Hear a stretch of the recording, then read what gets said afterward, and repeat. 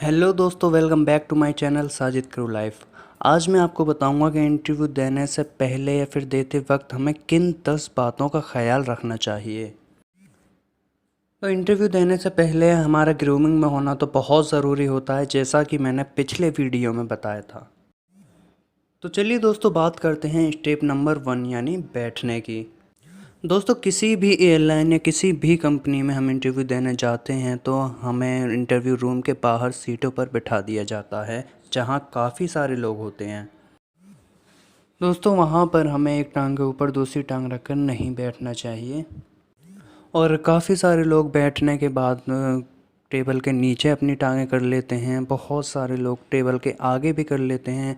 बहरहाल, हम जिस स्थिति में बैठे होते हैं उस स्थिति से सीधी टांग ही हमें ज़मीन पर रखनी चाहिए, दोनों।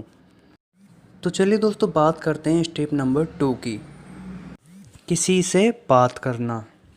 दोस्तों, जहां हमें बिठाया जाता है वहां काफ़ी सारे लोग भी बैठे होते हैं, जो कि वहां आए हुए लोग नर्वस भी होते हैं, जिससे कि वो हमसे कोई भी सवाल करते हैं, जैसे कि अंदर क्या होने वाला है, मैं इंटरव्यू कैसे दे पाऊँगा, या फिर आप कहाँ से हैं, एट्सेट्रा। इन सारे सवालों के जवाब हम एक दो जवाब ही दें इनमें से, क्योंकि हमें उन लोगों से ज़्यादा बात नहीं करनी होती।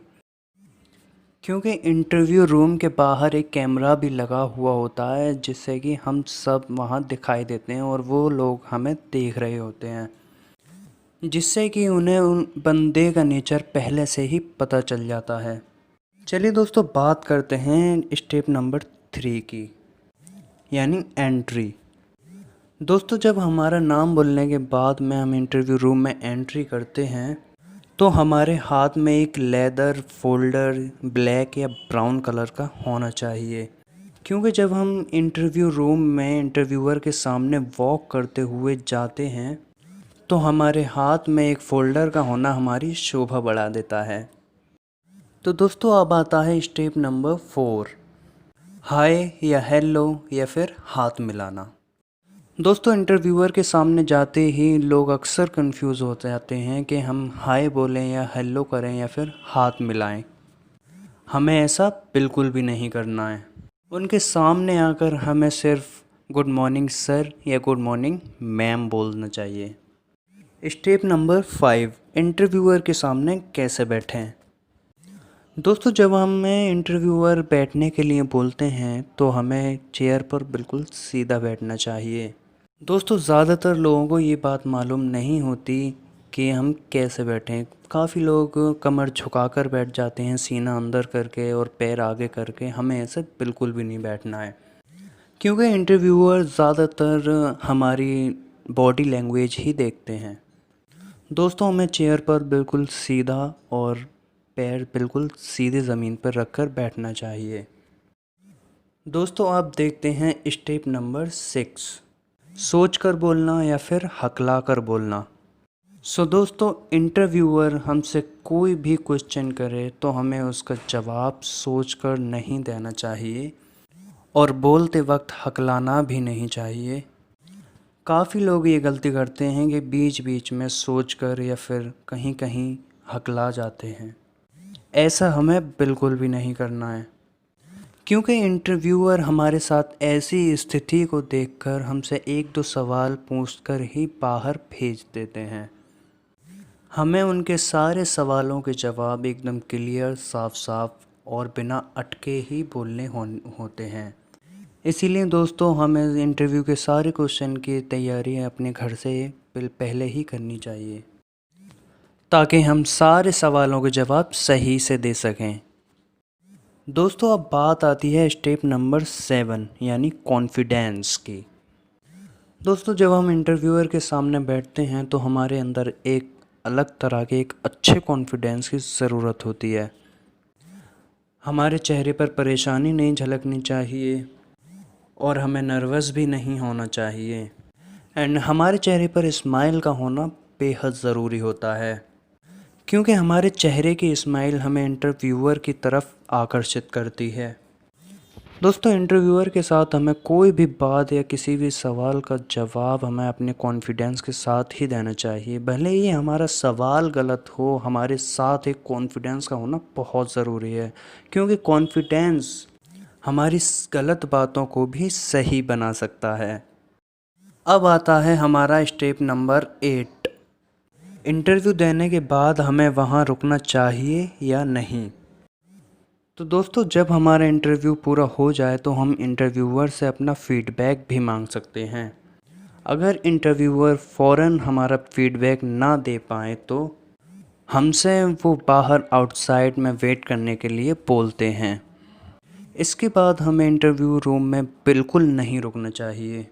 जहां हम पहले से बैठे थे वहां पर बैठकर हम अपने फीडबैक के आने का इंतज़ार कर सकते हैं और वह 5 मिनट के अंदर हमारा फीडबैक हमारे पास आ जाता है। तो दोस्तों अब बारी आती है स्टेप नंबर 9 की, यानी इंटरव्यू देने के बाद की खुशी। दोस्तों जब हमारा इंटरव्यू पूरा हो जाता है और हम इंटरव्यू रूम से बाहर आते हैं तो हमारे पास 4-5 लोग आकर जमा हो जाते हैं पूछने के लिए कि भाई कैसा इंटरव्यू हुआ, क्या सवाल पूछे। हमें बहुत हंस के उनके सवालों के जवाब नहीं देने चाहिए। हालांकि हम उन्हें 1-2 सवाल के जवाब दे सकते हैं, पर नॉर्मल तरीके से एक मुस्कुराहट के साथ, और फ़ौरन वहाँ से हटके अपनी जगह पर जाकर बैठ जाएं, क्योंकि ये सब इंटरव्यूअर अपने कैमरे में देख रहे होते हैं। दोस्तों इंटरव्यू पूरा होने के बाद जब हम इंटरव्यू रूम से बाहर आते हैं तो हमें जाकर अपनी सीट पर ही बैठना चाहिए, उसी पोजीशन में जिस पोजीशन में हम इंटरव्यू के सामने बैठे थे। एंड वहाँ बैठकर हमें टांग के ऊपर टांग रखकर ये नहीं सोचना चाहिए कि भाई मैंने इंटरव्यू दे दिया, अब तो मेरा इंटरव्यू पूरा हो गया, अब तो मैं चाहे जो मर्ज़ी करूँ। हमें ये सब नहीं करना होता है, क्योंकि इंटरव्यूअर सबसे पहले यही देखते हैं कि बंदा इंटरव्यू रूम में आने से पहले किस पोजीशन में था और इंटरव्यू देने जाने के बाद किस पोजीशन में होता है।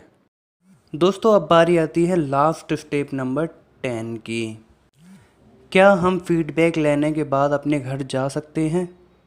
दोस्तों जो एम्प्लॉय हमारा फीडबैक हमारे पास लेकर आता है, इंटरव्यूअर उसी से ये खबर भिजवा देते हैं कि हमें घर जाना है या फिर रुकना है।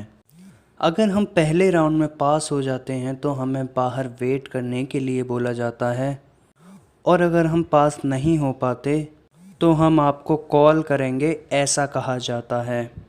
अगर इंटरव्यूअर हमें वेट करने के लिए बोलते हैं तो हम वहाँ पर वेट कर सकते हैं, एंड अगर कॉल करने के लिए बोलते हैं तो हम वहाँ से अपना फीडबैक लेकर जा सकते हैं। सो फ्रेंड्स, इन 10 स्टेप में से हम कोई भी स्टेप अगर गलत करते हैं तो हमारे फेलियर के कारण यही होते हैं, और अगर हम इन 10 स्टेप को फॉलो ना करें तो हमारा रिजेक्शन पक्का होता है, एंड अगर हम इन 10 स्टेप को फॉलो करते हैं तो हमारा सिलेक्शन पक्का होता है। So guys, thank you for watching my video, share and like and subscribe my channel Sajid crew life. दोस्तों ऐसी वीडियो देखने के लिए जुड़े रहिए साजिद क्रू लाइफ चैनल से and press the bell icon.